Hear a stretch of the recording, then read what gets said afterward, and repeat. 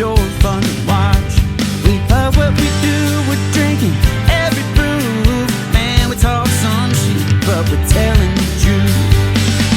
Yeah, we're the Scotchy Bourbon boys, raisins in hell and making some noise. Yeah, we're the Scotchy Bourbon boys, we're here to have fun and we hope you enjoy. We're here to have fun.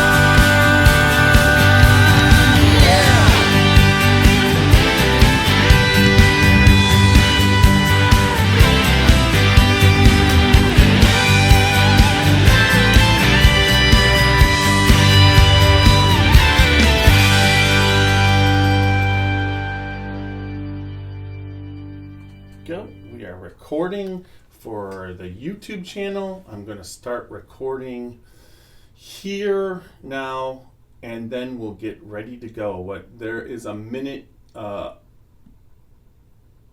go. Start recording. We'll just do that. It's straight up. It's there. All right, here we go.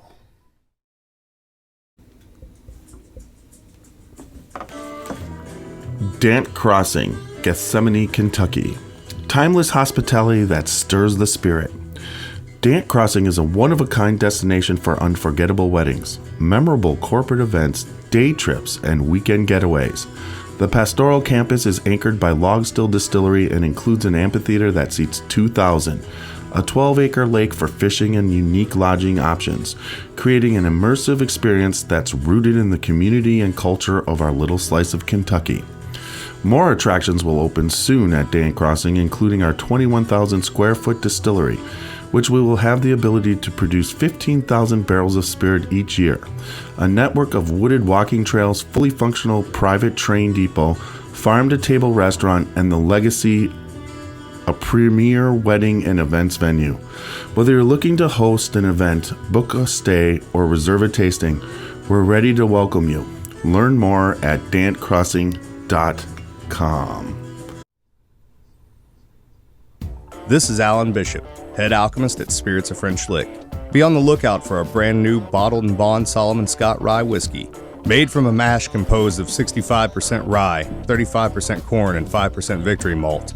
This 5-year-old 100 proof rye whiskey is a throwback to early 1800s style rye whiskeys of the Ohio Valley. Named after the legendary Daisy Spring Mill distillery owner turned moonshiner Solomon Scott of Paoli, Indiana. Remember, drink responsibly and never drink and drive.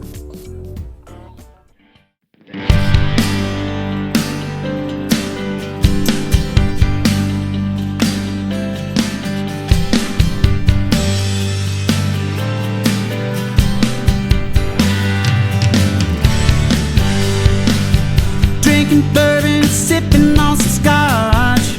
We get a little wild, but it's sure fun to watch.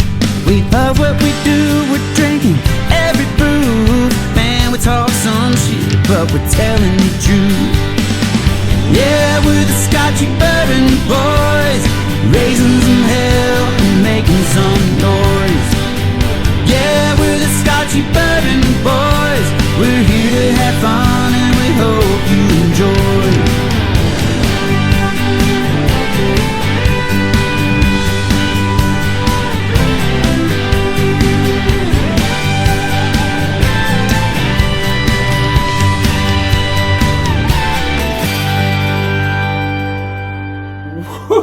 You heard the debut of the Scotchy Bourbon Boys by Kenny Fuller.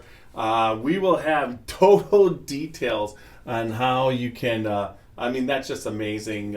It kind of blows my mind that it makes me feel like somehow we are a professional podcast. Nothing like what we normally do, because most of the time he says we talk some shit, but we might be full of shit sometimes.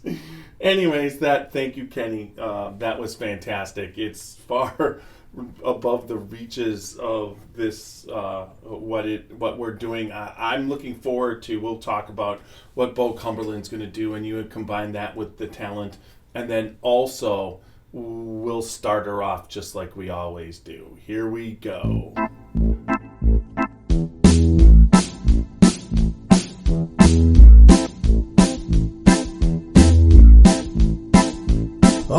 Show me the way to the next whiskey bar. Oh, don't ask why. Oh, don't ask why. Show me the way to the next whiskey bar. Oh, don't ask why. Oh, don't ask why. For if we don't find the next whiskey bar, I tell you we must die. I tell you we must die. I tell you, I tell you, I tell you we must die. All right, everybody, welcome back. Thank you for sticking around on YouTube Live. We are live tonight. We got a comment. Let me see. I'm trying to see if I can get my comments up on this. I think I gotta pick. There we go. Now I gotta turn this down. There we go. Oh, there. Xavier and Mrs. Xavier are watching tonight. I'm gonna watch these comments closely while we do this podcast, because this podcast is based off of the Alan Bishop experience, which tonight is Thursday night. Now, it is Thursday night, and I'm excited because Friday, I'm live right now on Facebook, but tomorrow night, Friday, July 1st at 8 p.m., Bo Cumberland's documentary on Alan Bishop, the Alan Bishop Experience, is going to go live so that everybody can watch it. If you're listening to this, it's going to be on YouTube. You know, it's not like, but it'll be available at 8 p.m. It's premiering on YouTube. We got to see it last weekend in Louisville. It's fantastic. I'm honored to be a part of that. I was honored to be a part of the premiere and everything that we did. I really feel that everything that Alan is doing, if you're a part of it, you're a part of his family. And I just felt that you just really felt that, and there was a lot of fun things going on. I mean, I'll just talk about the Alan Bishop experience, and Mr. Schneider is watching tonight also, and this is going to get wild because I've got the line in front of me. I mean, I even got the original Weeder, and then I've got I pretty much have everything. I think I'm missing a couple of the newer things, but I'm going to be going down there, and I'm going to be going down there and watching. Hopefully, Mr. Bishop is able to come on the Jeffrey Mueller feed, and I get his. I can get some of his comments also, and I will try to bring Alan on through video if I can, but we'll see what happens there. I know I'm a little late tonight. There's been a lot of stuff that's been happening. Well, life happens and you got to get through it, and I'm doing my best to do that, folks. And but I'm about to have a lot of fun tonight, and this could get crazy because I just want to let everybody know that with the Spirit of French Lick, and Alan Bishop, from the start of when I went down there, me and Young Nose had contacted Alan, and through Facebook, we had seen him on social media. I kind of talked to him, and he sent up for the first podcast that we ever did, and we had my phone. We brought him on Messenger and put the phone to the microphone and interviewed him on the podcast. We weren't even, doing FaceTime or anything. There you go. I'm going to see if I can bring him on is that going to happen, Alan? But let's send request. Let's see. I never brought anybody on the live feed before. I sent the request. We'll see what happens. Nope. I don't know. Yeah. Yes. No. Maybe. Oh, I got to turn it actually up. There we go. No. Yeah. Yes. I'm trying. It might not work because I might have to. It might happen. Oh, let me check it out real quick.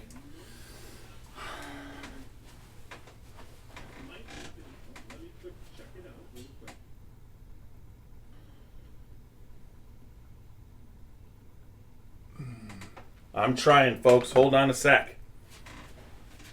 We'll put this down. Here I am. I'm trying, folks. Hold on a sec. Let's see.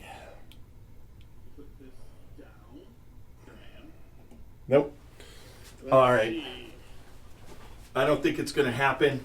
But I'll watch for Alan's comments, and we can talk a little bit. He might be able to verify. There might be too much of a delay for that to happen. I'm going to turn this down right here. All right. I did I did send him a request there. But I'll monitor the chat. We'll go through that. So anyways, the green icon to get a send request. I don't know. If it happens, it happens. If it doesn't, it doesn't. But what I wanted to do is go over. I'm so excited. The Alan Bishop experience we were talking about before we started into the lineup. But when we early on, there you go. Okay, Alan will send me a request in a few minutes, which is fine, and we'll see how that works. I don't know. It's going to be weird because I hope I can do it through two phones. I will try. Once, Alan, you get the request, tell me you sent it. I'll maybe run around the other side. I love this aspect of the live, seeing how things work because, once you iron out something. But this podcast is directly, based off of, it was Greg Schneider and Alan Bishop from the start for us. And they were both. Greg, thank you very much, Greg, for all that you've done for the podcast and the promoting. And the same thing, Alan, and then Jolie also. And so we're watching it's an hour and a half movie and the premiere, and we're watching it. And I was interviewed by Bo Cumberland in the movie, and I was talking about the first time that Alan, Jolie, and me were together, and we were on the podcast, and we were talking about swamp wrestling and everything. And out of nowhere, that first podcast, and I hadn't even revisited that podcast for a long time. There's a lot of stuff that I did early on that I don't like to watch because I did it so horribly. But Alan and Jolie were on the podcast, and it had a kind of the angle of the camera was set up not on purpose, but a little bit like how Howard Stern used to have his camera set up in the radio station, where it was just kind of off to the side. It was, you could see Jolie and Alan and barely see me.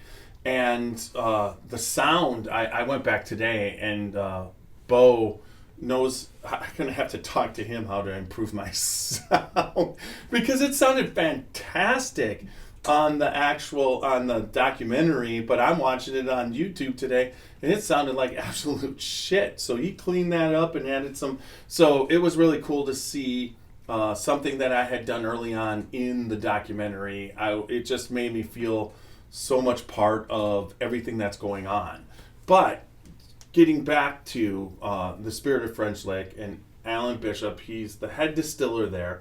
He basically has been there from the start, and what he has produced is just amazing, and it just keeps getting better and better. But the support the Scotchy Bourbon Boys have gotten from the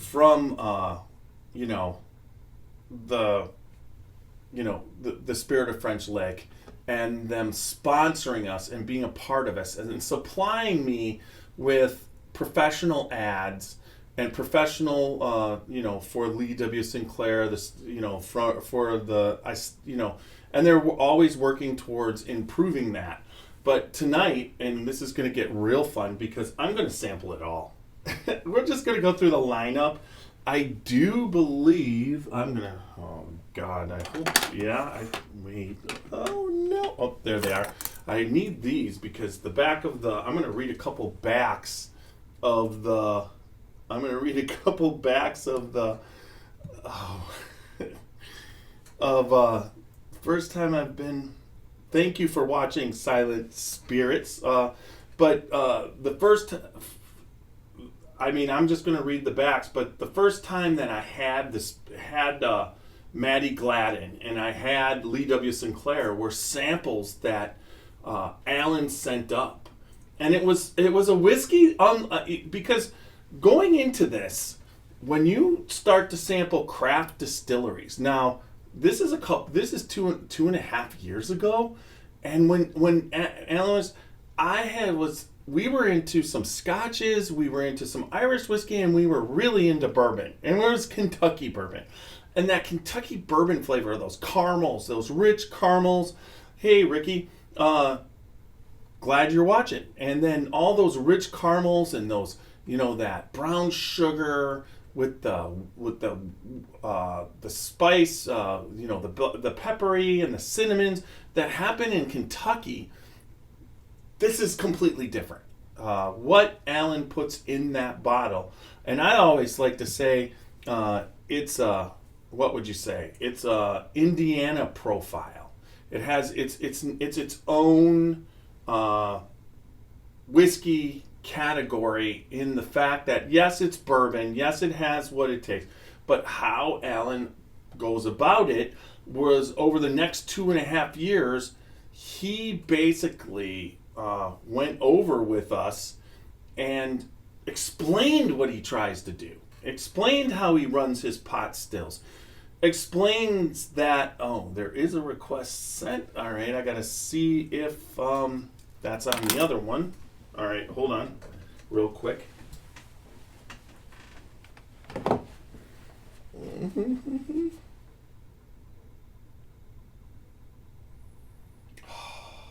Is that a request? Okay, let's see if I can do it over here. Or is it just there?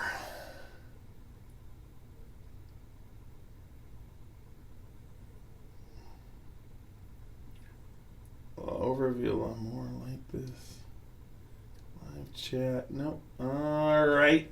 I'm going to try it. I don't know how this is going to work because I might have to, I'm going to approve. Join the live group. If they accept the scan, join the view, or there's audio only. If they accept, they can join on video or with audio. Send invite. All right.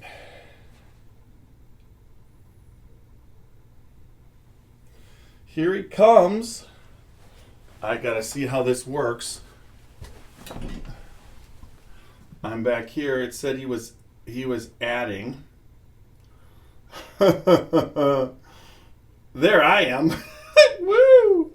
All right. He's supposed to come on. Let's see. I might have to turn this up. Come on. Let's see. Are you there, Alan? I might have to turn this up. Let's see. Are you there, Alan? Turn this up. Hold on. There, Alan. Turn this up. Hold on. There, Alan. Turn this up.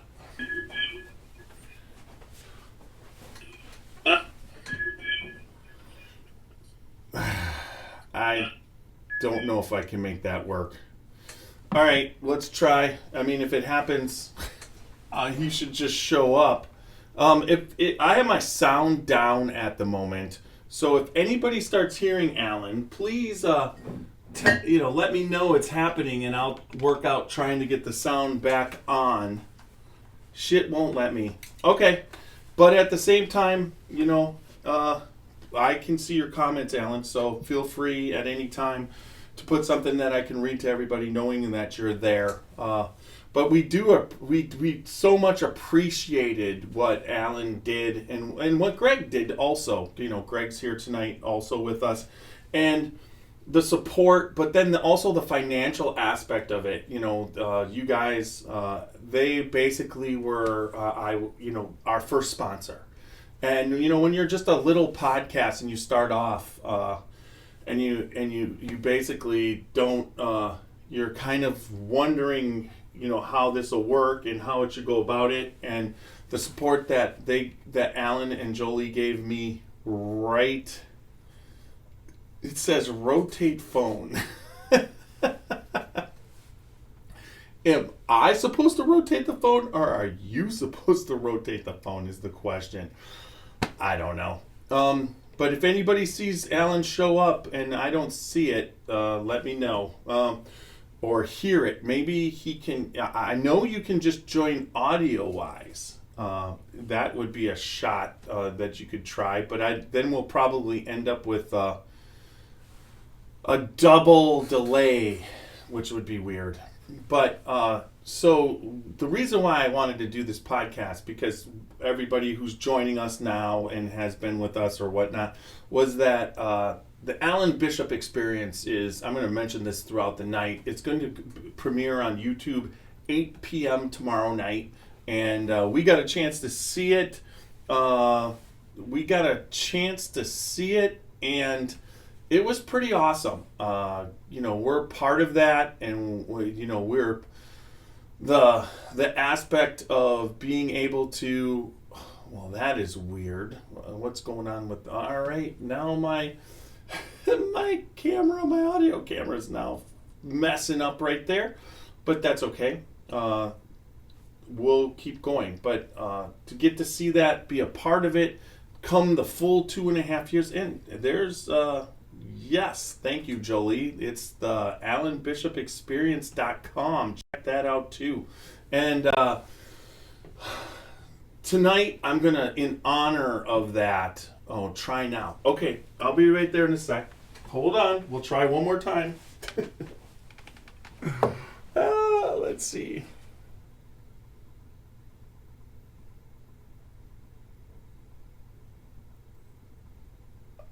There it is. Approve.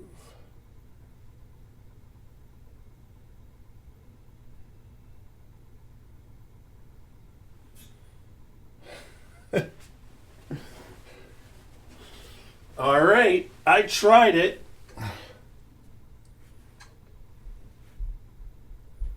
It's just greatest of all time porn, yes. I don't even know. What the hell did I do? Okay, there's my headphones. I don't even know what I'm doing right now. All right, I'm coming back. Does anybody hear Alan or see Alan? Or it's like, can you hear him? Or see Alan? Or nope, there's nothing there.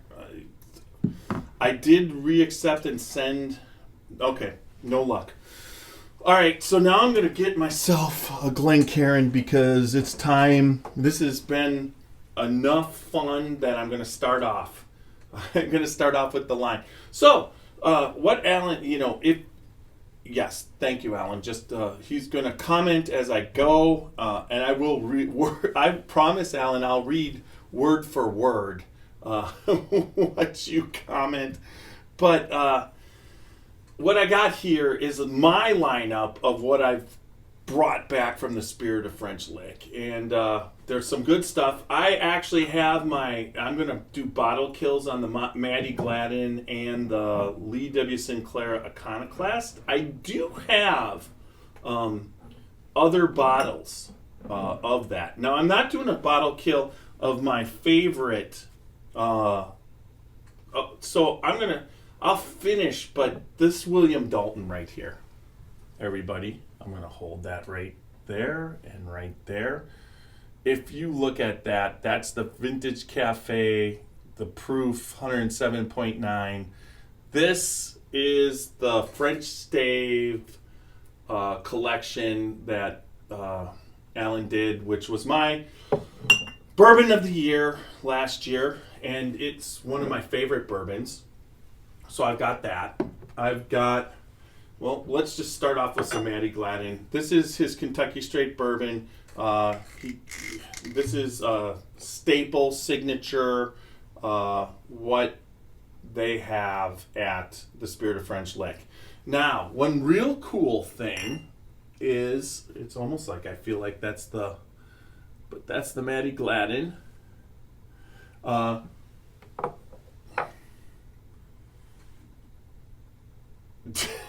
It's a trash can, not a trash can.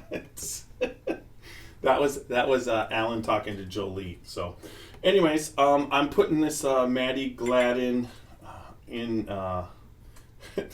Jolie just told him to fuck off. So, I love the chat.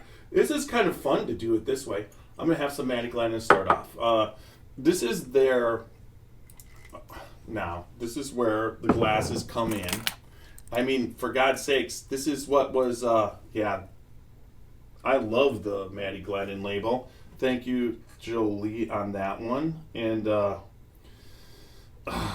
this one's bottled in bond, so it's 100 proof. And it is 55% corn, 35% rye, and 18% malt barley on that one. This is the first spirit of French Lick. It was sent to me in a sample, but I believe it wasn't bottled in bond. Alan, you might be able to tell me, was it always bottled in bond, or was the first time that you put out Maddie Gladden, it wasn't bottled in bond, it was a 2-year? I'm waiting. Let's see. We'll see if he's still there.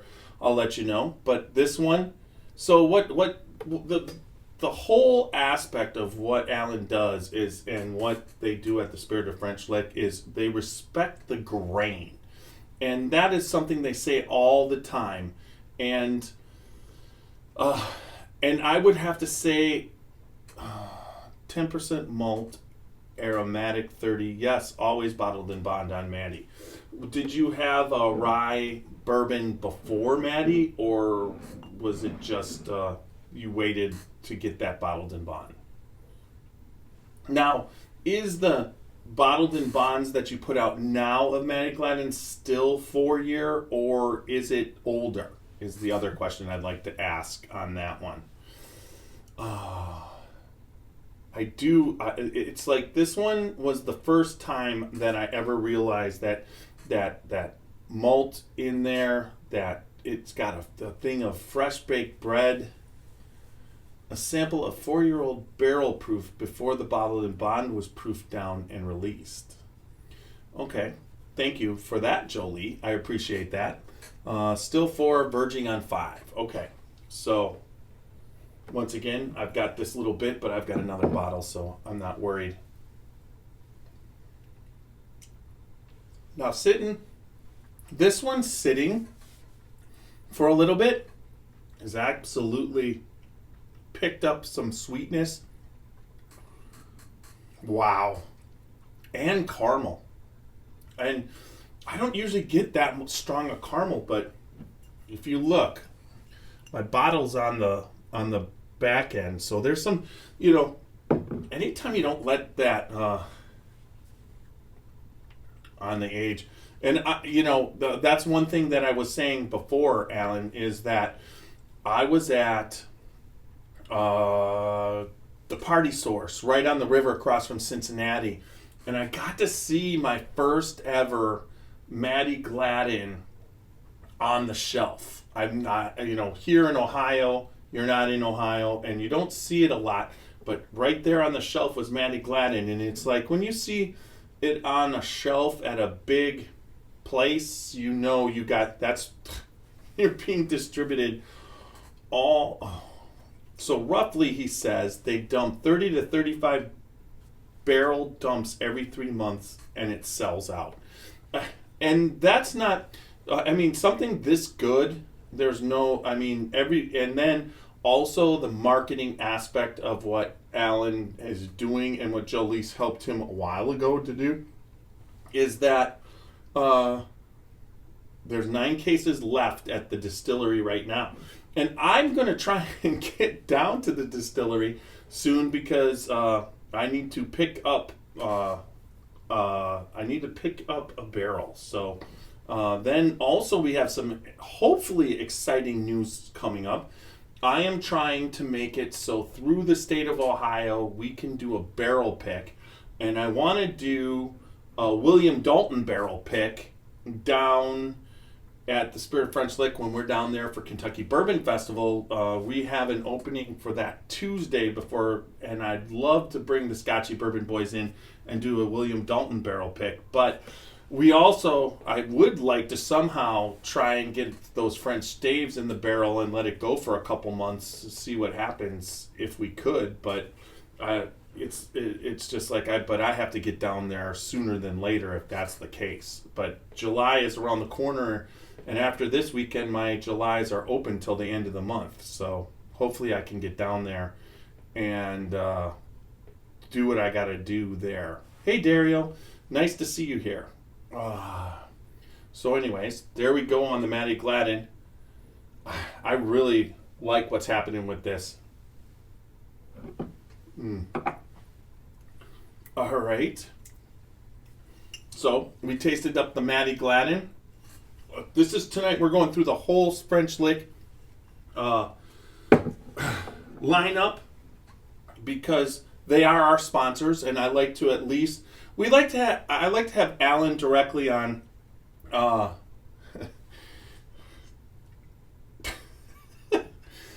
like to have Alan directly on the podcast a couple times a year, and we kind of schedule that. The last time was very unique. Him and Benjamin Eves were having a lot of fun with absinthe that night, and I think it's one of the best podcasts that we ever did. I highly suggest to go back and watch that one. Then there was, he's been on 3 or 4 times, so you can find it. But fall for the show too, that would be great to get the new ads. Now, so go back and check those out. But with this one, there was this was a spur of the moment thing because initially I didn't think that the Alan Bishop Experience documentary was going to be released this quick. I would have worked on trying to have him on live tonight. Not tonight, but whatever. But it was just kind of like, okay, it's Thursday night before. I just found out yesterday. I'm podcasting the line. Plus, I like to give my sponsors a full dedicated show once a year on what they're doing and what they're making. And this one, I think, we've done the Matty Gladden, so let's go to the Lee W. Sinclair. And I believe in this case I have the... Where is it? I got it. It's the Iconoclast. Now, this is a very unique bottle. This grain... No, we're going to get... I should have, considering I listen to these ads every single time that we run, it's like good to have Chris on, CMS on. All right, let's go with corn. This is a 4-grain bourbon. It's corn, wheat, oats, and barley. All right. Somewhere in here, let's go. Proof, it's 107.9. It's 75. Oh, those are the barrels. It's a 3-barrel dump. And I'm looking for one more. Yeah, it's definitely Indiana straight bourbon. And it is... That's a bottled in bond also, I believe. Yes, I'm just looking for... Respect. Nope, I don't see the...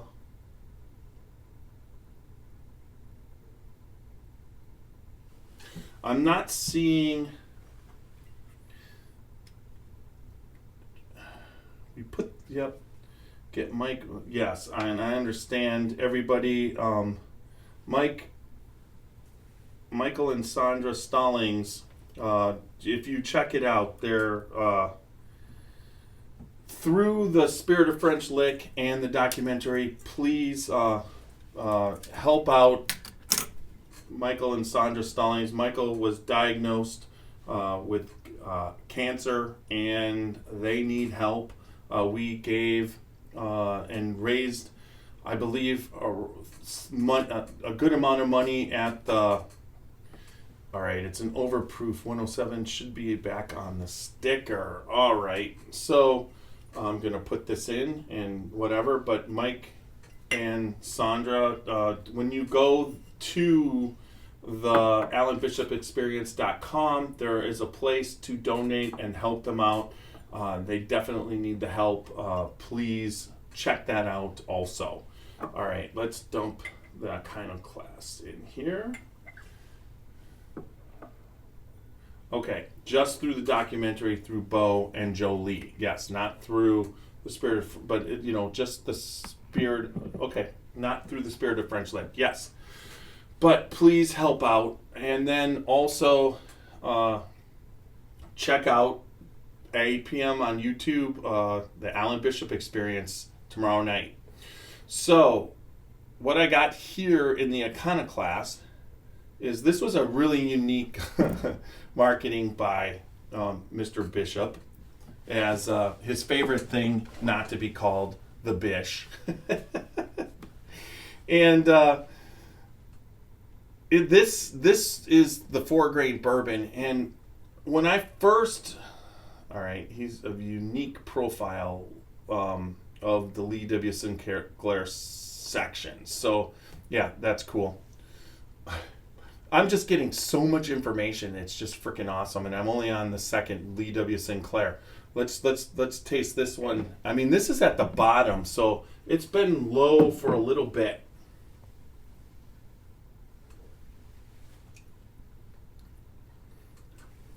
Such a different profile. This is more. I get tons of apple. It's just delicious. A very sweet finish. Not a lot of wood grain or oak, but that just that the malt in there. That and then it's got to be the oats, and so this bourbon is very, very. I like both. These were the first two, the Lee W. Sinclair and the Matty Gladden, that I had tasted that got me interested into drinking bourbon that didn't taste like Kentucky bourbon.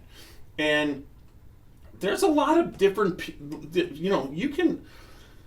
some people really love that Kentucky bourbon and they don't want anything else.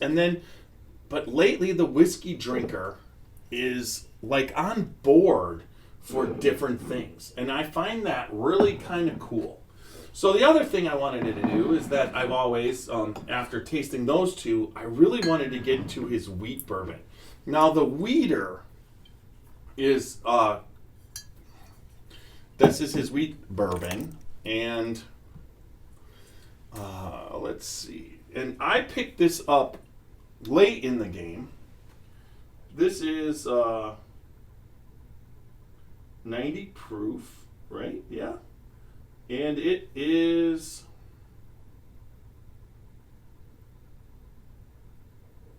I'm just looking, barrels of wheat bourbon from Wyoming. The place, okay, so this initially, if I'm not mistaken, so that's one of the things Alan, when he was starting out, the rules in Indiana were a specific rule for it to be called Indiana straight bourbon. This one is just called straight bourbon whiskey. So he purchased sourced barrels, in this case out of Wyoming, and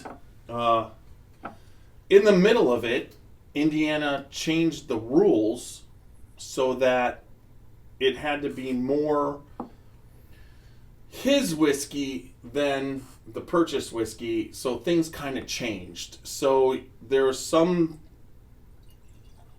different, unique things when the rules in the middle of what you're doing changed, and he was able to make it work. But in this case, this was the wheater,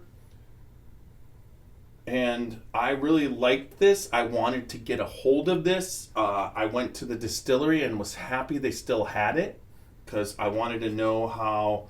I knew that Alan had done different things with the 4-grain and the rye bourbon that he had, high rye bourbon. And then so Julie said 40% source, 60% craft on the weeder.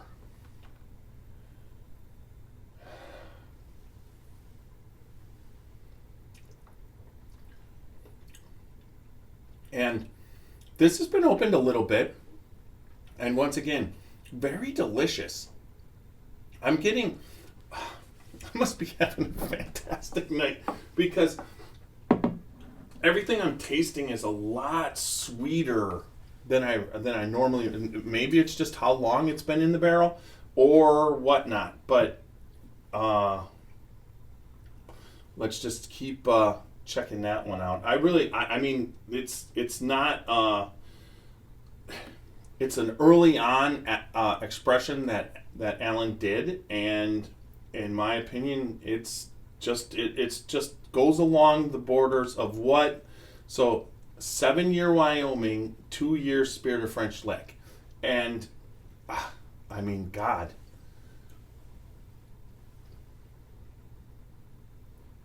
You really can taste the toasted wheat on this.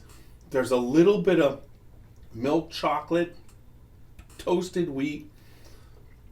So I was glad that I was able to get that. And because initially when I went down, every time I go down to visit the distillery, I'm always racing to get something. He's got so many different releases that and they're gonna go like he was talking about. There's 9 cases left of the Matty Gladden from the last. It flies off the shelf in there. So I was really happy to be able to pick up the weeder. I don't believe there's any left, if I'm not mistaken, Alan. You could make, so the only way most people that know me are going to get some is come to my bar and I will share. So far I'm under control.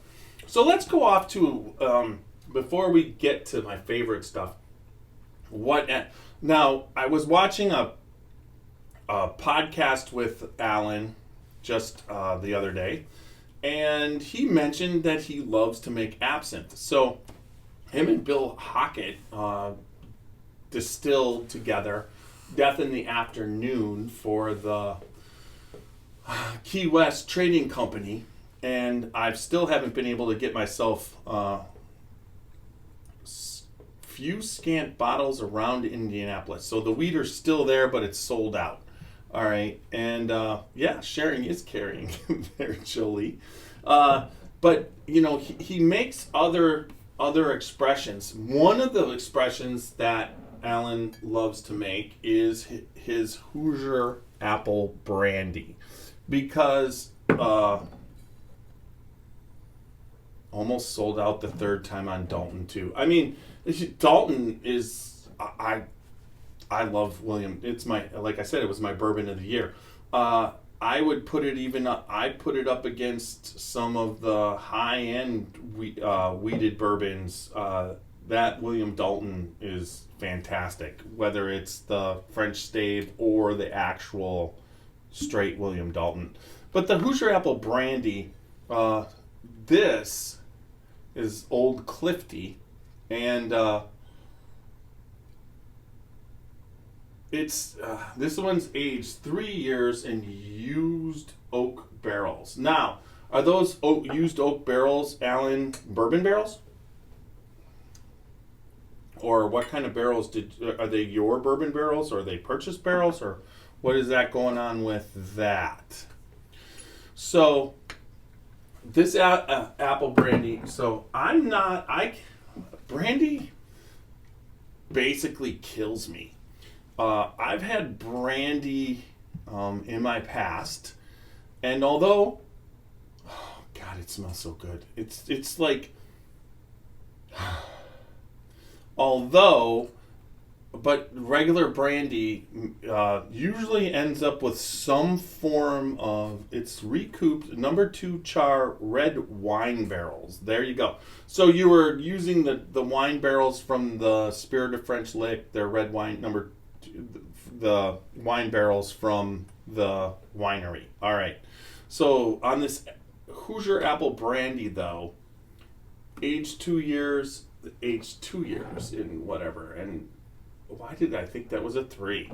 Anyways, but I've had Allen's apple brandy, and it hasn't been a bad outcome. Really, a fly is it landed right on there and let me flick it off with a full flick.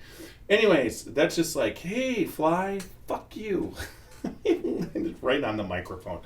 All right, so I never had that happen before. I even at an outdoor festival. How does that happen in my basement at 10:39? Ooh, some scary shit could be happening. Oh, talking about ghosts. So, Julie's laughing. I basically podcast down here, okay? And my wife, her office, Old Clifty, September in 68-gallon hogshead and number 2 charred NOA 53-gallon. All right, so my wife's office is right, like, on the other half of this basement area.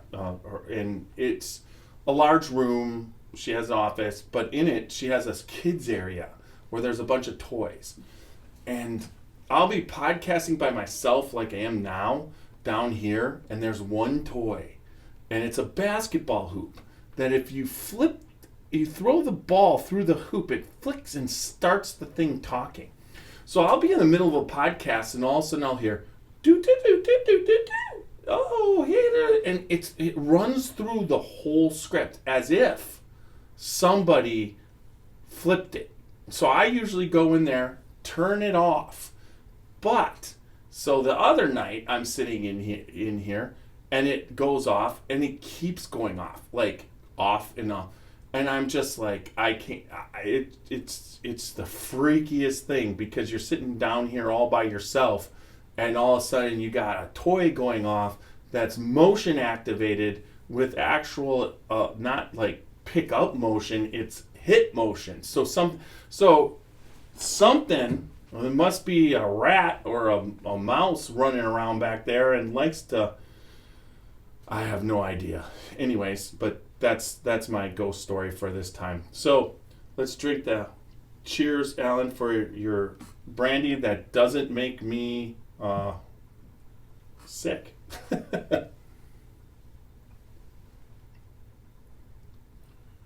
This is so unique. It's so delicious. Maybe that's what it is. Maybe when I start, it's a Larry Bird. Maybe it is. But we know that you're more popular than Larry Bird in Indiana. We know that, Alan.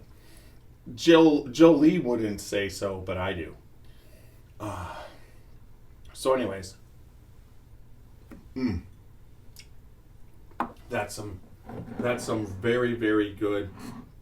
If you like apple. So, this has been open and sitting, and I'm getting a little bit of licorice on this one also right now. So that's kind of cool to pick up some licorice for sure. All right, so we've gone through 4, and I'm totally sober. I don't know how. So since we got the licorice flavor going, Alan initially, he's not shy about it, worked at Copper and Keys in Kentucky, and he worked on their absinthe there.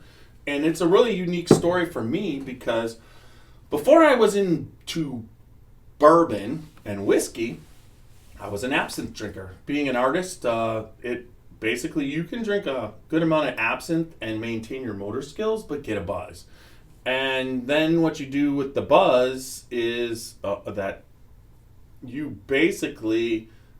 lose your inhibitions, but you don't lose your motor skills. So if you're painting on something, absinthe would allow me to not give a shit that I was painting on a canvas that cost me $600, and if I fuck it up, it's gonna. I don't. And usually I would paint conservatively if I wasn't drinking absinthe, but I would be a little bit more liberal with my brush strokes and produce a little bit better art. Now, you can't drink or mix anything, because one night I was doing it and I broke for supper. My wife gave me a glass of wine and I went back to paint again, and I had no motor skills. So, but one of the actual, we did Lucid, we did a lot of Jade, we picked up that. But there was a point when Copper and Key, their absinthe came around. I think I ended up having 2 bottles and liking it. It was very unique. Now, that's kind of a cool story to know that I realized that Alan was pretty much on that absinthe, if I'm not mistaken. So that's really kind of a cool thing. Now, there's 2 absinthes. One that he's done, and well, actually, Fascination Straight is the actual single barrel absinthe, and it was number 422. So there's this, and then there is a rye whiskey finished in absinthe barrels, and this is 108 proof. Now the Fascination Street is 106. Yeah, I believe so. 106 proof. So, let's start off with the whiskey and then go to that. I mean, honestly, if you like absinthe and then you get a rye, I'm putting a rye in there, it's pretty damn good. What are we at? Nope. Okay. So, might have lost. We're down. Who knows? But here's to the right way, because if the way Alan explains it is that when he was elsewhere, they had a way that they were having him make it, and he wasn't in total agreement. So when he got to be able to do this rye, it's the right way. It says right on there, an Alan Bishop production, and makes sense. So you knows this, and there is a balance of everything. It just keeps getting better as we go along tonight, right? Right, folks?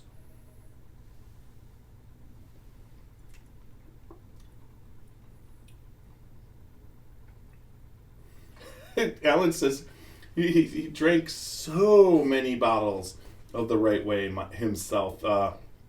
Yeah, that's I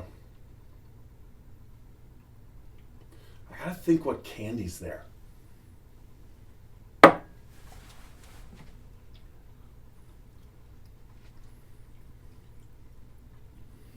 Oh, goddamn good and plenty. Holy shit. That is a good and plenty right there. Wow.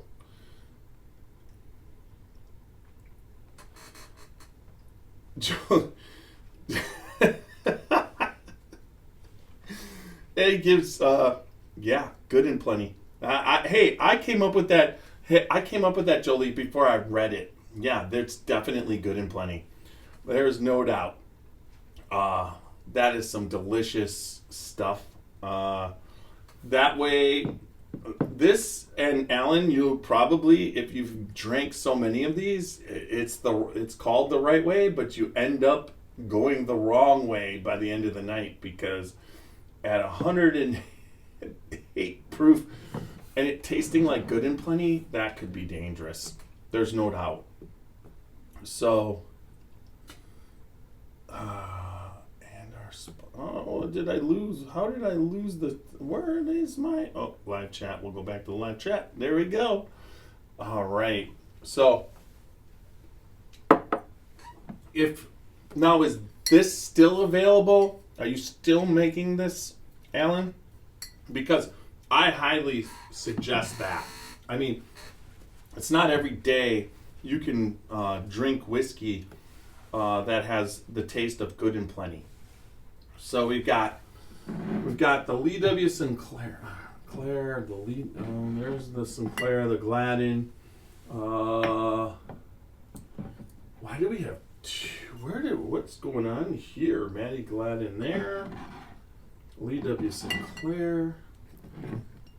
Oh, that's the William Dalton. Don't even. Yeah, we're going to have to hit. We've got 3 more to go. We've got, so let's hit the Fascination Street now. We got the Brandy out of the way. And we've got the Weeder out of the way. Yep, we got 4. Fascination Street. So let's just go straight up absinthe.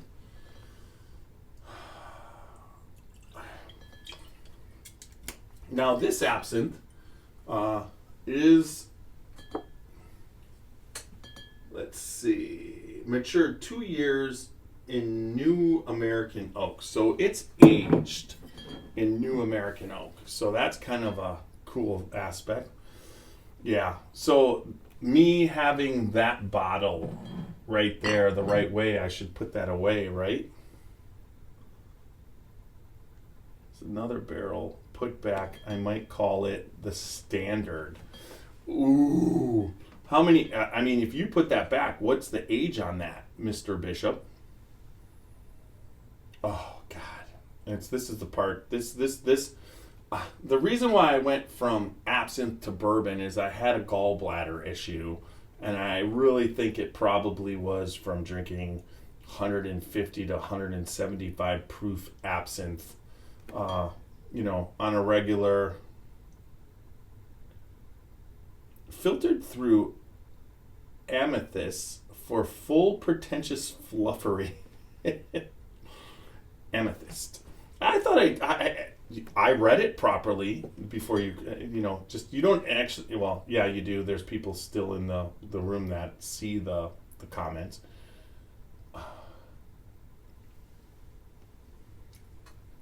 So so there's a sweetness added to this, and it's a woody, I mean, you're talking about wormwood, bitter as hell. And then you do all the botanicals to bring out the flavor, to make it, in a lot of cases, if you're doing regular standard absinthe, you're looking for that black licorice taste, and then there's the Swiss way, I believe, and then you can be getting other flavors in there, cinnamon or whatnot, whatever the distiller wants to put in there. But on this one, the aging it in the oak is very interesting on Fascination Street. Le Bleu. All right, so just brings back memories. Now, if anybody's new to absinthe came out of a time period where wine was the dominant spirit in France, and when they had a problem with the grapes and they weren't able to produce the wine, absinthe stepped up and stepped in. And it stepped up and stepped into a level where it was so well received around the world that when the blight on the grape and the grapes didn't no longer have a problem, the wineries could not get reestablished, so they petitioned the court to basically make absinthe illegal so they could reestablish their place. And that's pretty much the description of what happened. And for 100 years, absinthe was illegal. And then in 2007, I believe, it's been a while. Ted, I want to say, I think his name is Ted. He he was and owns and operates the Jade distilling and distribution of Jade absinthe, and he was able to reverse the law and make absinthe with not high thujone levels, because thujone is the neurotoxin produced from the wormwood, and make it legal. So that's how that works as far as absinthe. And then in 2007, ever since then, absinthe has been. But what you're talking about is Allen, and there's a group of distillers now making absinthe, and absinthe is coming back from, I mean, it's more being done at a craft level, which is how initially it started. And so I'm excited to see where absinthe goes, and this is delicious because I love the toasted, it's almost toasted oak with the licorice taste. Still alive here, folks. Let's go to the next one. So I'm going to get a new Glencairn because this Glencairn is licoriced. So anybody new watching? Spirit of French Lick. Ooh, I pulled out a wild turkey. Where the hell did that come from? Let's just go right back. All right, so tonight, folks, I am tasting from my Scotchy Bourbon Boy Glencairn, courtesy of Martin Duffy of the Glencairn Glass Company. I'm going to be making an order, so I have Glencairns to sell at Kentucky Bourbon Festival real soon, but you know, he was the reason why we were able to get this. All right, so let's go to that's a barrel. What's the proof on that? 99.3, and what's the proof? So, okay, so we're going to do the Salomon Scott. I am not a rye fan. Everybody knows I'm not a rye fan, but in this case, lately I am a rye fan. So, the more rye I taste and the more things that happen. All right, true absinthe is the only real spirit known worldwide that by practice can only be made on a craft level. All right, there you go. I agree with that. It's how it's always been made. I don't think what's really unique about it is that the time period when it was popular during before they eliminated it, it got, that's the only time it ever got that big where the production had to be up and everybody wanted it. Whereas even now, there's a lot of people who know about absinthe, but there's a shit ton of people who don't actually have never had it. And most people, I find that one of the reasons is because licorice, it's a certain type of person that loves black licorice. I'm one of those people. Now, I got this really cool shirt. It's like you got Spider-Man hanging right down from the middle. It's like, I love this shirt. Anyways, that black licorice, so that eliminates a good amount of people. There's a lot of people who don't like black licorice. Me, on the other hand, if you give me you give me jelly beans, I'm pulling the black jelly beans out and like getting a handful of it and shoving them in my mouth all at once. I love that flavor explosion. It's closer to root beer for me because licorice is a root. The root beer, it's so similar to me, and it's what I love. But there's a lot of people out there that don't, drink absinthe or don't want to, and I always tell them, okay, so in other words, you're telling me that you'll drink something like vodka or gin, which if it's made on the level that they drink it, you drink it and it tastes like shit on its own. You got to add a bunch of stuff to it. But you're going to pass on something that tastes like you just took black jelly beans and threw it in your mouth. I understand you don't like black jelly beans, like you're not looking for that, but this is a liquor. This is an actual liquor that tastes like black jelly beans, and that's a whole different level because there's so many, what people like or whatever. So it's like, okay, so in other words, you don't like a liquor that tastes like candy. So they've made the liquor, which gets you drunk, which you're trying to do in the first place, in a unique way. They made it to taste like black licorice. And you're going to be like, oh, I don't like black licorice. We're not eating black licorice, folks. We're basically having a liquor that tastes like black licorice. And that has a whole different meaning, in my opinion. Even if you don't like black jelly beans, if you got a liquor that tastes like black jelly beans, it tastes a shit ton better than fucking Jack Daniels or vodka or gin, just drinking it straight. And that's just I just went off on that little tangent. But now we are on Salomon Scott Rye Whiskey. This is a barrel pick by Bottles Unlimited. It was barrel 162. It's from 2016. I believe that's when it was distilled. So it's 4 years, and it's Indiana straight rye.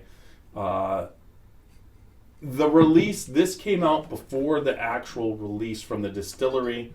I'm going to hit the glasses again, folks, because I'm going to see what I can pull from the label, because like I said, I'm not a huge fan of rye, but there you go. 68 rye, 35 corn, and 5% malt. So, with that said,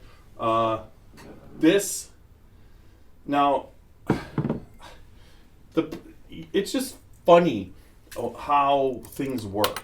It's like, I'm not a fan of the dill.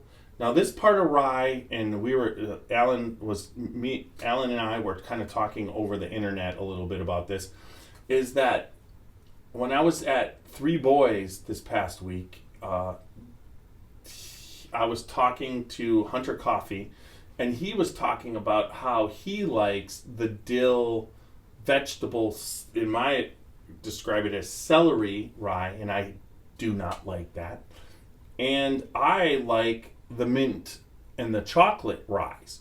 And he said that when he was doing it, when he's making it, it could switch back and forth in the barrel. Like, as time goes, sometimes it tastes like rye, dill and celery, and other times it tastes like chocolate and mint. It just depends on what level. Now, Alan was saying yeast strain, the different mash bills, all can adjust that accordingly. So, all right, let's hit this one. Now, this bottle was courtesy of Steve Coombs. He is a writer out of Louisville. He writes about a lot of different things. He has books on bourbon. He has books on whiskey. He has books on country ham. And he's got an upcoming book on pizza. So he has a really kind of cool, Alan says he hates dill rye and black cherry rye, which leans Robitussin. So you mentioned, Alan, that you hate the 95.5. And everybody talks about 95.5. But what's really fucked up is so do I. I can't, MGP 95.5, you're talking Bullet Rye, I love Knob Creek, but I do not like Knob Creek Rye. I hate Seagrass. I hate Angel's Envy Rye. Even just lately, because I was tasting all these rye.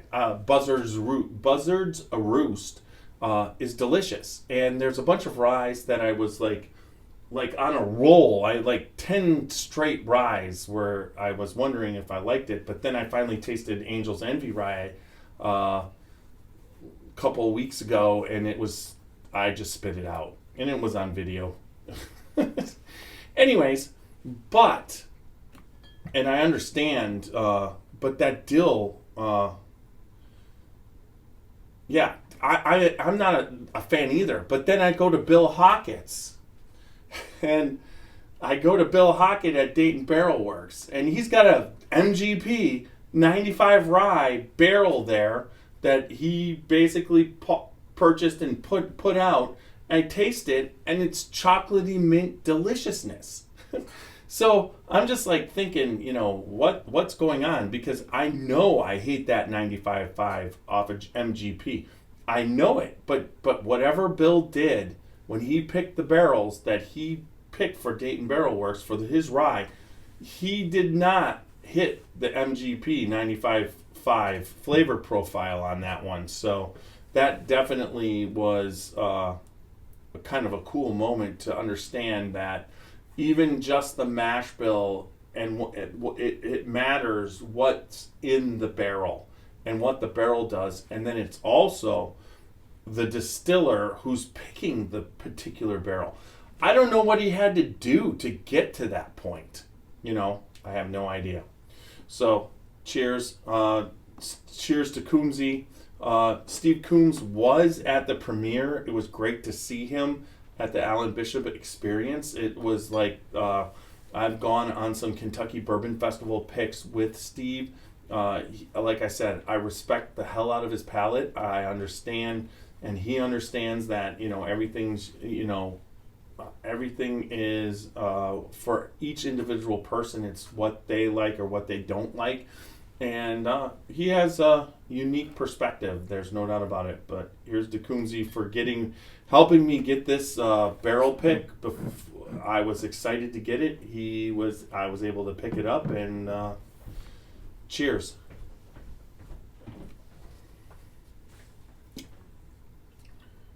Yeah, not a dill. It's so delicious. There's not a lot of times. It's like a little bit, I want to say butterscotch.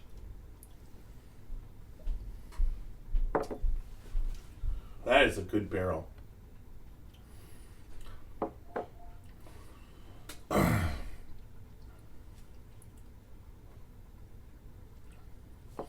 Oh, there's no doubt. Steve is good people and a good friend, and anybody who ever gets to meet Steve Coombs, that man loves the whiskey. He loves the people in the industry and does everything he can to help them. Oh, there's that fly again. Is it going to try and... Why is it attacking me? I've never had a fly on... That's 2 times. It's got to be a different one because I nailed the crap out of that last one. I would say Steve I just heard that, what was it? A Bardstown Bourbon Company purchased Green River, and that is a very unique situation. Now, I know the ownership of the people who purchased Bardstown Bourbon Company a little bit back. That family is not very popular in Illinois, but it's just a brother of the governor. So anyways, it's just the web of distilleries keeps getting, what would you say, more complicated. But this Salomon Scott rye whiskey, once again, another Indiana personality that Alan has put on the label. I love the labels.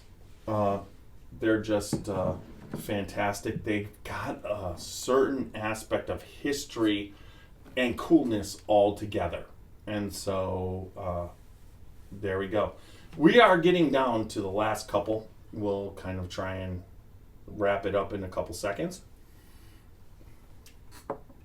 But we were at the Alan Bishop Experience, and there was a bottle of this that was passed around.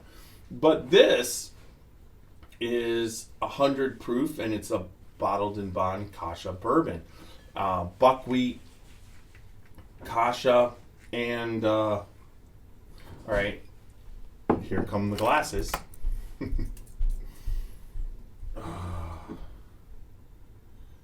68%, 66 corn, 12 rye, 16 Kasha, 2% buckwheat, and 4% malt. Now that is a 5-grain bourbon. It's called the Morning Glory. Let's put it up there again for everybody out there. And right there. Beautiful. And I definitely love this bourbon. But what was passed around at the experience was... Oh, that's a good thing there was nothing in it. My audio died? Seriously? Oh. I gotta check that out. Why do you think it died? Oh, maybe my phone went to sleep. Oh, my phone might have died. No, it's still up there. Let's see.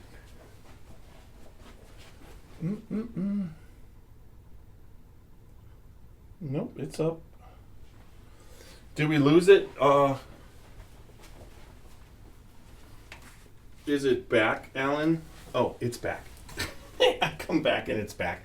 All right, so this Morning Glory is what was passed around was barrel proof. Let's just get it. And honestly, I like this. I probably, there's some people who don't like buckwheat and don't like, but I'm a fan of multiple grains. And if I'm tasting any form, see, I get a ton of chocolate on this. And what I was getting on the barrel proof was spectacular. All right. And in my opinion, it's just, what Alan said and described about this when it was happening was that he wasn't a fan. He did this because someone wanted him to do it, but as it aged, it was horrible, and it was horrible and horrible, and then all of a sudden,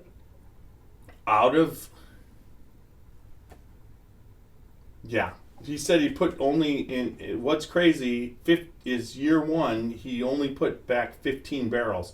He wishes he had put 50. And I agree. It's life. That's life.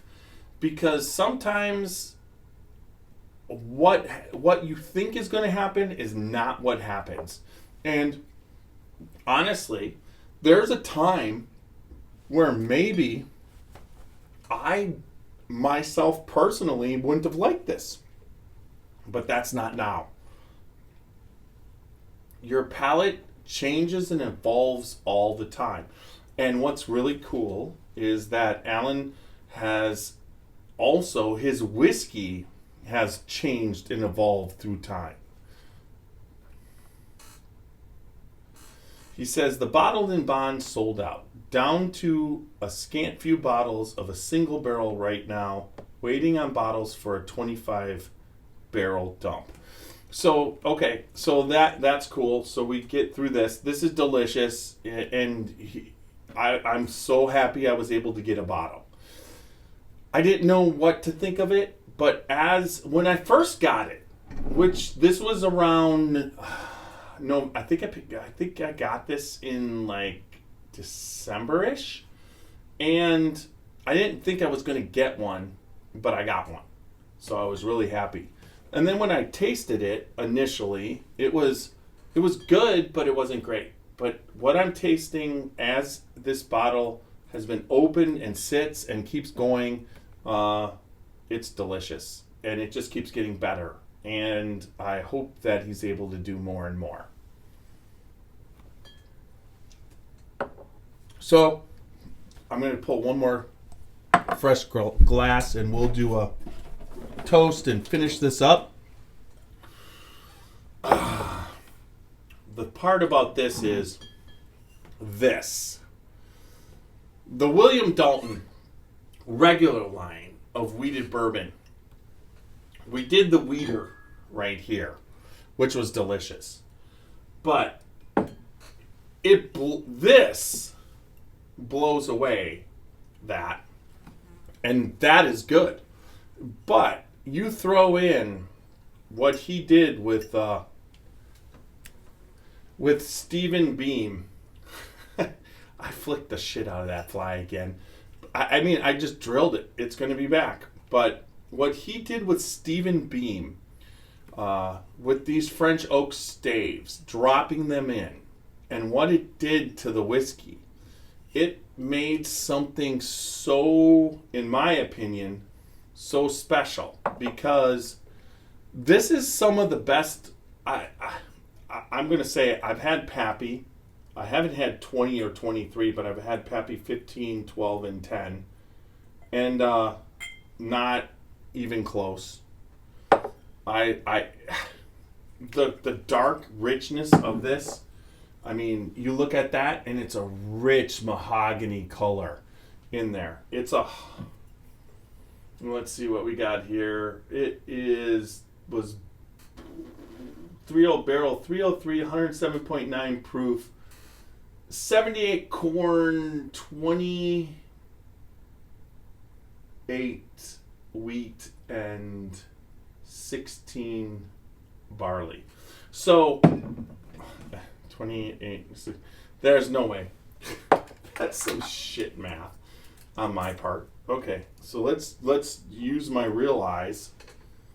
It was 78, 28, and 16. 8, 8, and 8. There's 70 corn, 20, and 10 caramel malt. Okay, wait a second. All right, that's not... Okay, thank you. Thank you, Alan. That was almost unbelievable. So the caramel malt definitely is there. But I drink this. When I drink this is a level of bourbon that it's a wheated bourbon.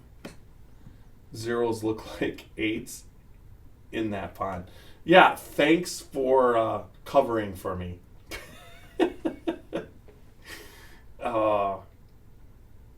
The nose, I mean, this is bourbon, in my opinion. When you add in the French staves, this turns to bourbon perfection. And honestly, what Maker's Mark has done by what they've done with their stave, they've created an area of bourbon that they're exploring, and then what you've explored, Alan, here, that somehow and the fact that it stays bourbon. This isn't finished bourbon. This is actually still bourbon. And Maker's Mark, you got to give it to them, because this is a place that only has one mash bill. They do one proof, and I mean, you hear about what Fred Minnick talks about how he's been able to taste Maker's Mark that's older, and how delicious it is, and that people just don't go there. They're not going there, but they went there with these staves, and they got the process approved to keep it bourbon. They don't have to say finished at all. So I really find that's a unique thing that they've done, and this is you can see how much I have. I covet this. I've shared this with people because it is so delicious. It's right up there with my Booker's Rye from Sandy No. Anyways, cheers, everybody.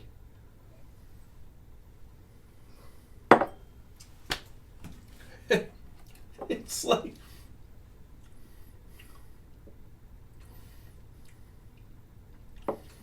I mean, straight up caramel, chocolate, pecan. I mean, and then it just stays. It's got a body on its that it fills your mouth completely. There's no part, every cheek, under my tongue. It's perfection on body, and it's I don't know. You know what? I actually think that Alan is capable of producing better than this, but I'll wait Yeah, me too, Alan. You're wonderful. Now, we're finished. This is I don't know what to say. It's almost like speechless. It hits on every level. There's no aspect of this that isn't what it needs to be. But with that said, tomorrow night, 8 p.m., the Alan Bishop Experience. This watch it till the end, folks. All I'm gonna say is, if you want to see me face down in the middle of the forest with leaves in my face, it's just like you gotta watch till the end. There's no doubt. I do a good job leading up to that. I appreciate everything that the Spirit of French Lick and Alan Bishop and Jolie Kasperzak have done for us. I look forward to the future. This podcast is 100% our first sponsor. Every time, I feel that they've backed us. I don't like these bourbons and these absinthes and the ryes and the Morning Glory because they're my sponsor. They're my sponsor because I like them. And it's what Alan, I just look forward to the future and everything that you're going to do. So, all right, everybody, good night. I'm going to take us out, and I'm going to have Kenny take us out on this one because how the hell can't you? Because thank you, everyone. Good night. www.scotchybourbonboys.com. Check us out, everything Scotchy Bourbon Boys. On the website, you can purchase t-shirts and Glencairns like that. And also check out the Patreon in the top right-hand corner when you're there. Every bit of support is greatly appreciated. That helps us do everything we need to do. And make sure we are on all podcast formats. We are on Facebook, Twitter, Instagram, TikTok, and YouTube. But like, subscribe, and comment. So, remember, everybody, good bourbon equals good times and good friends, and good night. I got it.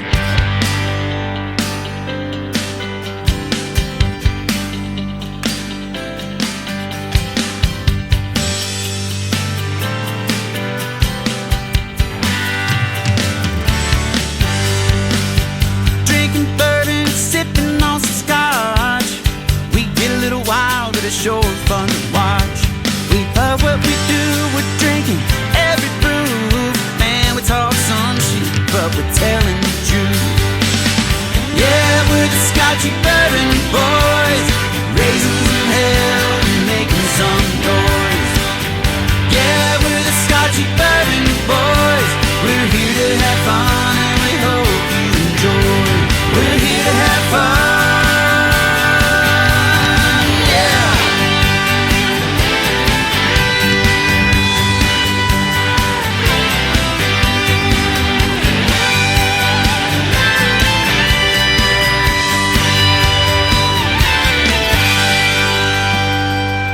All right, let's try the end. We can add in one more. For the end of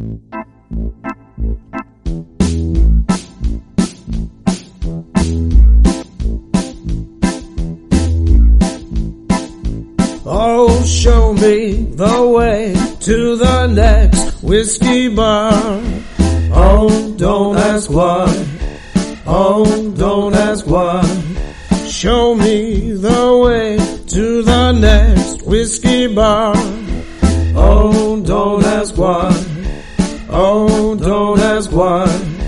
For it watershed if we story, don't find a watershed the moment next might be whiskey pivotal, bar, but it might also I be tell defining. you we must Becoming die. a monumentous I occasion, tell you a we cause for must celebration, die. an I enormous tell triumph, you, or a I small tell daily you, victory. I A tell watershed you moment we could must be a rekindling die. or an observation or a gathering. Any opportunity to relish with friends and family. It's whatever you choose to cheers to, who you're gathered around, and whatever's worth celebrating. We founded Watershed Distillery on the principles of community in 2010. We wanted to live in, work in, and contribute to the community in which we grew up. We aimed to create spirits and stood apart in quality and character. Along the way, we set out to form a community of our own, one that could gather together to savor, celebrate, and enjoy good spirits and company. We've grown from a tiny little still and 2 guys in jumpsuits to a dedicated team of over 40 people and 2 much larger stills. If you're ever in the area, stop by so we can introduce you to our team and pour you some of our award-winning bourbon. Creating it was our watershed moment, but we want to hear about yours.